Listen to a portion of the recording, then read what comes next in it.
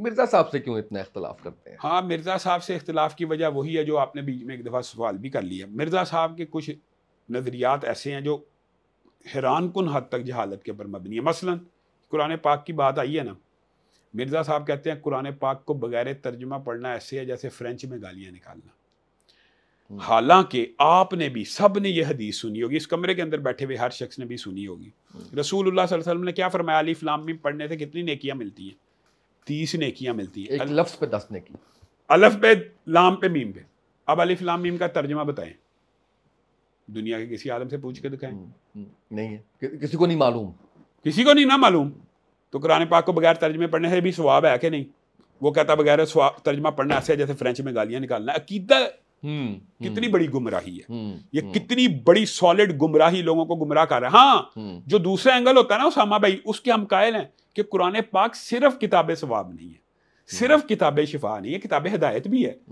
ये हम मानते हैं और कुरान पाक को तर्जमे से पढ़ना चाहिए, ये भी मानते हैं। लेकिन ये कहना कि बगैर तर्जमे के जो बंदा पढ़ेगा वो ऐसे जैसे फ्रेंच में गालियां निकाल रहा है, ये तो बदतरीन अकीदा और ये कुरान पाक की तौहीन है। फिर दूसरा जो सबसे बड़ा इख्तलाफ हमारे दिल में है वो ये है कि सहाबा के बारे में गैर मुहतात रवैया, सैयदना अमीर मुआविया के बारे में रवैया दुरुस्त नहीं है।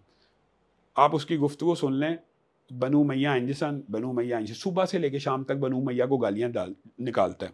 बनु मैया में हज़रत उस्मान शामिल नहीं है, बनु मैया में उम्मे हबीबा शामिल नहीं है, बनु मैया रसूलुल्लाह सल्लल्लाहु अलैहि वसल्लम का ख़ानदान नहीं है, रिश्तेदारी नहीं है, ससुराली रिश्तेदार नहीं है। तो ये जो मैं समझता हूँ मिर्ज़ा जहलमी से बुनियादी इख्तलाफ जो है वो सहाबा की के ऊपर है एक। फिर दूसरी बात यह है उसकी ज़ुबान बड़ी लूज टॉक करती है। मसलन वो हमारे बारे में तो जो कहता रहे इतने जय्यद उलमाए कराम है, इमाम इब्न तैमिया। अच्छा, फिर मैं शियों से भी आज ये सवाल पूछता हूँ, उसने यहाँ तक कह दिया कि हसन ते शाही कोई नहीं। अब मुझे बताएं ये कौन सा अंदाज है? और फिर ये कहता है हसन छड्डो, अंबिया ते शाही कोई नहीं। अब मुझे एक बात बताएं, फिर उससे जब ये लोग पूछते हैं ये आपने क्या कहा, तो वो कहता है मेरे कहने का मतलब ये है कि अंबिया अल्लाह के सामने कोई शय नहीं। हालांकि ये भी गलत है उसामा भाई, अंबिया भी अल्लाह के महबूब बंदे हैं। अल्लाह के सामने क्यों नहीं शय? अल्लाह के महबूब बंदे हैं। अल्लाह जैसी ताकत ना होना, अल्लाह जैसी पावर ना होना अलग बात है। नबी तो शाही कोई नहीं, यानी आगे से उसने उसकी हुज्जत ये पेश की अल्लाह के सामने शाय कोई। भाई अल्लाह के महबूब बंदे हैं तो अल्लाह ने भेजे हैं, अल्लाह उनके ऊपर वही उतार रहा है अल्लाह। तो कहने का मतलब ये है वो बहुत ज्यादा मिसकंसेप्शन है। अच्छा, फिर ये देखें कि मौसीकी का भी कायल हो गया। अब ये मुझे बताएं कि इजमाए उम्मत भी कोई चीज़ होती है या रसूलुल्लाह की हदीस की भी कोई अहमियत होती है कि नहीं? बुखारी शरीफ की हदीस है, बुखारी की, कि अन करीब मेरी उम्मत मौसीकी को हलाल करेगी। इसका मतलब हराम है, यानी एक रॉकेट साइंस नहीं है, आम फहम बात है। रसूलुल्लाह कह रहे हैं अन करीब मेरी उम्मत शराब को और मौसीकी को हलाल करेगी, दोनों हराम है। इसी हदीस से साबित होता है कि हराम भी है। तो मौसीकी के बारे में बात आ गई, शराब के बारे में भी किसी ने हलाल की बात कर दी है। शराब के बारे में भी मुफ्ती अब्दुल कवी साहब का एक फतवा मेरी नज़रों से आज ही गुजरा कि अल्कोहल भी, सिगरेट वीडियो देखी आपने? नहीं, जो भी आई है। हाँ हाँ देखिए, क्या कमेंट्स हैं? बहुत शर्मनाक है और इबरतनाक भी है।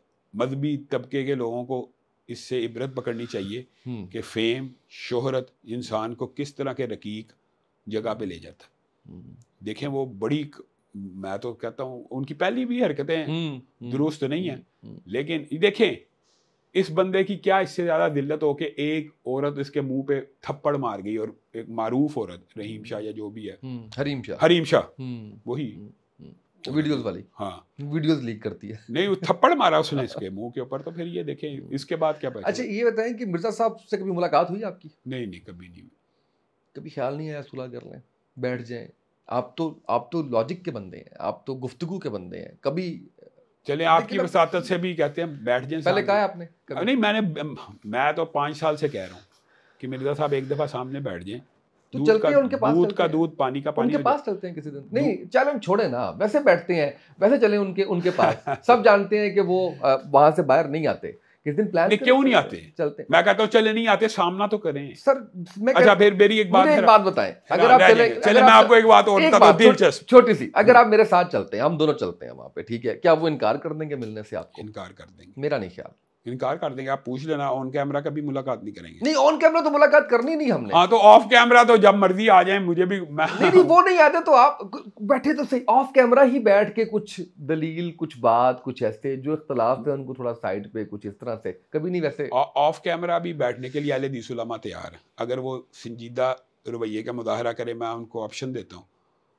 अल्हम्दुलिल्लाह मैं अपने भाई अबू या नूरपुरी और उलम अतीक उर्मान अलवी को उनके पास भेज दूंगा ऑफ कैमरा। मैं बात ही और कर रहा हूँ ना, मैं तो इकट्ठे बैठ जाएंगे। मैं तो सुलह सफाई की बात कर रहा हूँ। मैं कह रहा हूँ हम पहली मुलाकात में कोई इख्तलाफी बात करें ही ना। यानी आपका मतलब है सिर्फ हैर सगाली मुलाकात। हैर सगाली मुलाकात तो करें ना।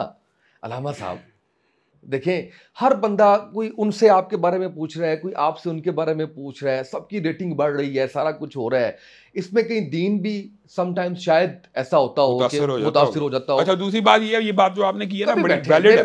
मेरी गुजारिश ये है कि मेरा नहीं ख्याल कि आप कभी जाएंगे तो वो कभी आपसे मिलने से चले, आप कोई ना कोई ऐसा रास्ता बनाने की कोशिश करें, मैं तो हाजिर हूं। कोई कैमरा नहीं, उसमें कोई चीज नहीं। मैं आपको पता है, दोस्तों का दोस्त हूं। आप जो काम करेंगे मैं इंशाल्लाह हाजिर हूं। ऐसी बात नहीं है कि हम ये, और उसमें कोई इख्तिलाफी बात नहीं होगी, उसमें कोई वो नहीं होगा उस मुलाकात का, लेकिन फायदा नहीं होगा सर, हो या ना हो। देखिए अलामा साहब, मैं कहता हूँ आपने नियत की बात की है। आपने कहा है कि हाथ जहां मर्जी बांध लो, नियत ये है कि नबी पाक सल्लल्लाहु अलैहि वसल्लम, तो आपकी नियत ये हो कि दीन की फलाह के लिए, दीन के उसके लिए जो है, तो आप इसका कोई वे आउट निकालें। ठीक है, लेकिन एक बात मैं वजाहत जरूर करना चाहता हूँ। आजकल उन्होंने मेरा एक जवाब भी रिकॉर्ड कराया, क्या कि इसने कहा था कि मैं 10 लाख रुपया इनाम दूंगा अगर कुरान ऊपर से देख के पढ़ देगा। तो वो कुरान का सफ़ा कोई एंकर गया उसके सामने खोल के पढ़ ले। हालांकि जिस बंदे ने ये चैलेंज किया है उसने ये अल्फाज साथ किया, अबू यैया नूरपुरी साहब हैं, और मैंने उस इंटरव्यू में यही कहा कि 10 लाख रुपया देंगे, आपने एक सफ़ा ऊपर से नादरा पढ़ के उनके सामने पढ़ना है। अब मुझे बताइए, एक एंकर के सामने कुरान पढ़ना और एक आलिम दीन के सामने कुरान पढ़ना, फ़र्क आपको नहीं लगता? आलिम दीन ने गलती निकालनी है, एंकर निकाल सकता है गलती? नहीं निकाल सकता। जिस किस्म का दावा वो करते हैं, गलती यानी वो देखें, वो लोगों को बेवकूफ बनाने का एंगल देख रहे हैं। मैं तो अलावा साहब इससे आगे की बात कर रहा हूँ। ठीक है, मैं तो आप निकालने में तैयार हूं। गलती छोड़े, सारा कुछ एक चले काम आइस ब्रेक में अगर आप कहेंगे तो मैं और मुफ्ती तारिक मसूद साहब इकट्ठे चले जाएंगे। बताएं आप, बनाएं। मैं इस पे ज़ाहिर है कि उनसे भी गुजारिश ही कर सकता हूँ कि आप जब भी जाएं लेकिन वो शायद आपकी गुजारिश, हमने आपकी मानना नहीं है, उन्होंने नहीं माननी। चले, वो उनसे मुलाकात होती है तो उसमें फिर देखते हैं कि उनसे भी मैं यही हाथ जोड़ के यही गुजारिश करूंगा कि इस सिलसिले को जो है वो ज़रूर इस पर डिस्कशन करें। मेरी ख्वाहिश पता क्या है? मेरी ख्वाहिश ये है कि ज़रूर आप इख्तलाफ भी करें, वो भी आपसे इख्तलाफ करें, आप भी उनसे इख्तलाफ करें, ये कैमरास के सामने ना करें। उसामा भाई, कुछ मामलात बड़े सेंसिटिव होते हैं। मसलन अच्छा, एक ईमान का मसला भी होता है कि नहीं? उन्होंने एक दावा किया, चलें एक बात आई है तो मैं समझाने के लिए कह रहा हूँ। कुछ मामलात हैं हम अफहाम तफहीम आपस में मिल लिया हैर से गाली के तौर पे, लेकिन कुछ मामलात ऐसे हैं, मसलन उन्होंने ये कहा कि यहूदी कहते हैं रसूलुल्लाह सल्लल्लाहु अलैहि वसल्लम कल के छोकरे। अब ये मामला बड़ा सेंसिटिव है।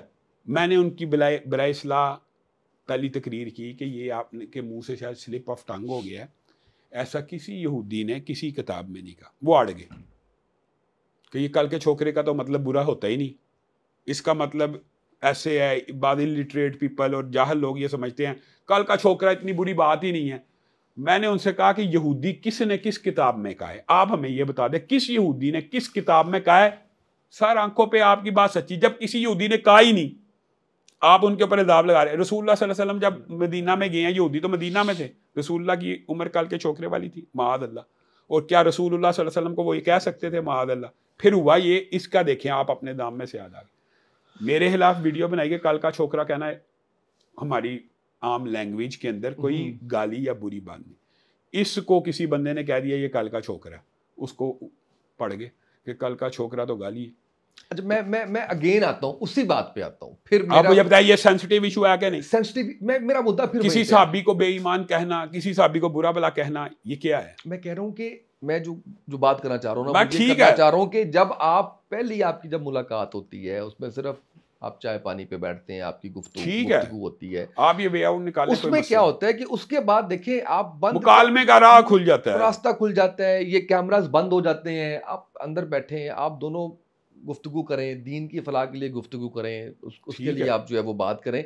मैं तो नहीं इस पे फैसला कर सकता कि आप ठीक हैं या वो ठीक है। मेरा तो इल्म बहुत बहुत कम, बहुत ना होने के बराबर है। मैं तो नहीं ना आपको कह सकता हूँ ना उनको कह सकता हूँ, ना मैंने उनको। लेकिन आप आदिल राजे के तजर्बे से भी फायदा उठाएं। जो बाद में वीडियो बनाने की उनको बहुत आदत है कि अंदर ये बात हुई, ये बात हुई। चले खैर, चलिए जैसे आप कहेंगे मैं तैयार हूं। मेरा मकसद जो था वो मैंने आप तक जो है मैं तैयार हूं, वो मैंने पहुंचाया, आपकी बात के ऊपर लब्बैक है, वो मैंने बताया। अच्छा, अब मुझे एक दो चीज़